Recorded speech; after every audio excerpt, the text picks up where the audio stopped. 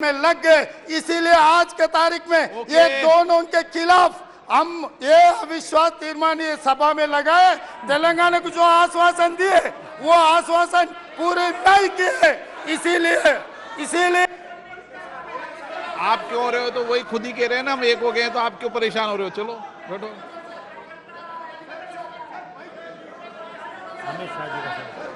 चलिए, हो गया आपका। Please conclude.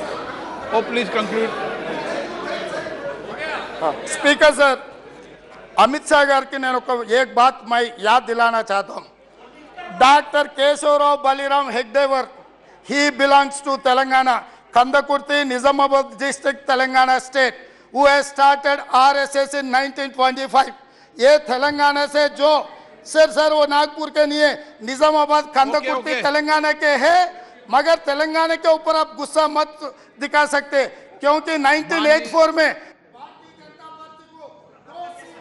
माननीय गृह मंत्री जी,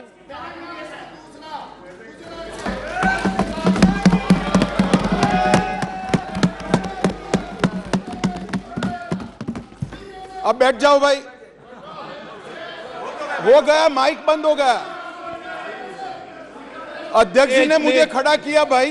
प्लीज माननीय सदस्य बैठ जाइए। आपको पर्याप्त समय पर्याप्त मौका दिया है। माननीय अध्यक्ष जी, आज विपक्ष के सदस्य श्री गौरव गोगाई जो अविश्वास प्रस्ताव लेकर सदन में उपस्थित हुए थे, इस पर मैं मेरे विचार व्यक्त करने के लिए खड़ा हुआ हूं। माननीय अध्यक्ष जी, भारतीय संविधान के अनुच्छेद 75 में कहा गया है कि मंत्रिपरिषद लोकसभा के प्रति जवाबदेह है।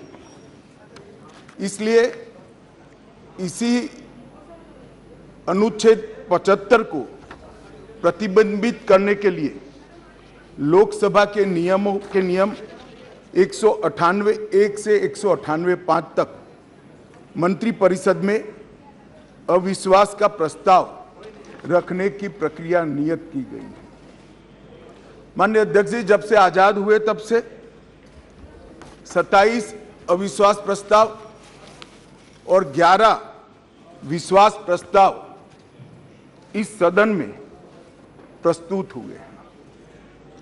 कई बार सरकारों का बहुमत जाने की स्थिति में सदन के विपक्ष के सदस्य अविश्वास प्रस्ताव लेकर आते हैं।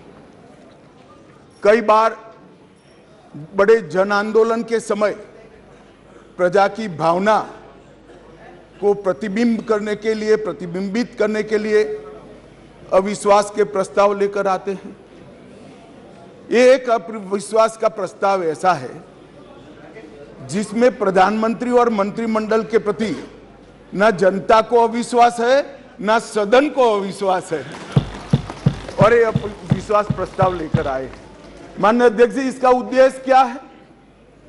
इसका उद्देश्य जनता में भ्रांति खड़ी करने का उद्देश्य।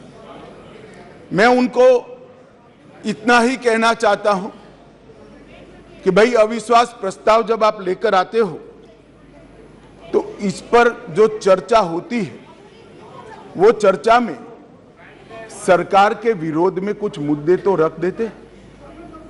मैंने पूरे भाषण ध्यान से सुने और पूरे भाषण ध्यान से सुनने के बाद मैं निश्चित रूप से निर्णय पर पहुंचा हूं, ये अविश्वास प्रस्ताव केवल और केवल भ्रांति खड़ा करने के लिए लाया गया है। ये प्रजा की इच्छाओं का प्रतिबिंब नहीं। अल्पमत का तो सवाल ही नहीं है। अल्पमत का सवाल इसलिए नहीं है क्योंकि जब तक जो अविश्वास के प्रस्ताव के विरोध में बोले हैं और जो समर्थन सदन का दिखाई पड़ा है, मतदान होगा तब होगा जो कराएंगे तो, परंतु जो समर्थन दिखाई पड़ा है वो बताता है कि अल्पमत का सवाल नहीं है। और जनता में भी विश्वास है मान्यवर। जनता में विश्वास इसलिए है कि देश के 60 करोड़ गरीबों को उनके जीवन में नई आशा का संचार अगर कोई एक प्रधानमंत्री और एक सरकार ने किया है तो नरेंद्र मोदी सरकार। मान्यवर, मैं डिटेल बात बाद में करता हूं। मैं भी देश भर में घूमता हूं, जनता के बीच में जाता हूं। मैंने जनता के साथ कई जगह से संवाद किया है, कहीं पर भी अविश्वास की आछी पतली झलक भी नहीं दिखाई पड़ती। मैं बताता हूं दादा, बंगाल का भी बताता हूं। मान्यवर, ये सरकार, मैं इस सदन के सामने आपके माध्यम से और इस सदन के माध्यम से पूरे देश की जनता को बताना चाहता हूं और धन्यवाद भी करना चाहता हूं। आजादी के बाद कोई एक सरकार और कोई एक नेता में जनता को सबसे ज्यादा विश्वास है तो ये नरेंद्र मोदी जी की सरकार। 2/3 बहुमत से दो बार एनडीए को चुना गया। पूर्ण बहुमत से दो बार भारतीय जनता पार्टी को चुना गया। 30 साल के बाद पहली बार पूर्ण बहुमत की स्थिर सरकार देने का काम ये देश की जनता ने लगातार 2 बार किया। और प्रधानमंत्री, मान्यवर, ये प्रधानमंत्री ऐसे हैं जो आजादी के बाद देश में सबसे लोकप्रिय प्रधानमंत्री कोई है तो नरेंद्र मोदी। और ये मैं नहीं कहता, दुनिया भर के कई सर्वेक्षण कहते हैं आजादी के बाद सबसे ज्यादा एक भी छुट्टी लिए बगैर 24 घंटे में से 17 घंटे काम करने वाला कोई प्रधानमंत्री है तो नरेंद्र मोदी। मान्यवर, आजादी के बाद देश के हर राज्य में सबसे ज्यादा किलोमीटर और सबसे ज्यादा दिन प्रवास करने वाला कोई प्रधानमंत्री है तो नरेंद्र मोदी। मान्यवर, कोई सरकारें कई सालों तक चलती है, कांग्रेस पार्टी की सरकार 35 साल तक अक्षुण्ण रूप से चली, कई सालों तक चलते हैं। तब 2, 3, 4 निर्णय ऐसे होते हैं जिसको युगों तक याद किया जाता है। मान्यवर, नरेंद्र मोदी सरकार 9 साल हुए, 9 साल में 50 से ज्यादा फैसले ऐसे हैं जो युगांतकारी फैसले हैं, जो इतिहास के अंदर स्वर्ण अक्षरों से मंडित। मान्यवर, आज 9 अगस्त का दिन है। 9 अगस्त के दिन महात्मा गांधी ने हमारे आजादी के आंदोलन के एक नए अध्याय की शुरुआत की थी। एक उन्होंने नारा दिया था, अंग्रेजों भारत छोड़ो, क्विट इंडिया का नारा दिया था। मोदी जी ने ये 9 साल के अंदर 2014 से 2023 में लगभग 9.5 साल में एक नए प्रकार का राजनीतिक युग का शुरुआत किया।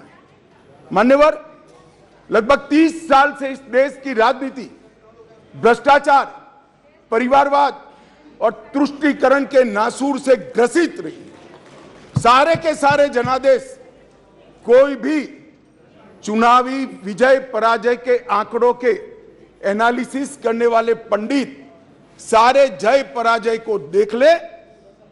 मोदी जी के 2014 के विजय के पहले सारे जय पराजय या तो भ्रष्टाचार से प्रभावित थे, भ्रष्टाचार किया इसको हटाने के लिए आए, या तो परिवारवाद से प्रभावित थे, परिवारवाद के पीछे जातिवाद का एक अनवरत संतान भी होता है, और तुष्टीकरण से प्रभावित जनादेश थे। भारतीय लोकतंत्र को ये 3 नासुरों ने घेर लिया था। नरेंद्र मोदी जी ने भ्रष्टाचार, परिवारवाद और तुष्टीकरण को हटाकर पॉलिटिक्स ऑफ परफॉर्मेंस को तरजीह दी, और आज विकास जनता के फैसलों का निर्णय करता है। मगर फिर भी कहीं कहीं दूर तक भ्रष्टाचार भी बैठा है, बच गया है, परिवारवाद तो दिखाई ही पड़ता है, और तुष्टीकरण की राजनीति भी चलती है। इसलिए मोदी जी ने आज नारा दिया है, भ्रष्टाचार क्विट इंडिया, परिवारवाद क्विट इंडिया, तुष्टीकरण क्विट इंडिया। मान्यवर, अगर भ्रष्टाचार, परिवारवाद और तुष्टीकरण एक क्विट इंडिया अगर कर लेते हैं तो इस देश की राजनीति में मोदी जी ने 2014 से एक नए युग की शुरुआत करी है, विकास के युग की। वो हमारे स्वतंत्रता सेनानियों के कल्पना के भारत की निर्मित 2047 के बहुत साल पहले कर देगी, इसका मुझे पूरा विश्वास है। मान्यवर, अविश्वास का प्रस्ताव एक संवैधानिक प्रक्रिया है, हमें कोई आपत्ति नहीं। विपक्ष का उद्देश्य है कोई भी हो, विपक्ष का अधिकार है, अविश्वास का प्रस्ताव ले आते हैं। और मैं तो कई बार मानता हूं कि अविश्वास प्रस्ताव से पार्टियों के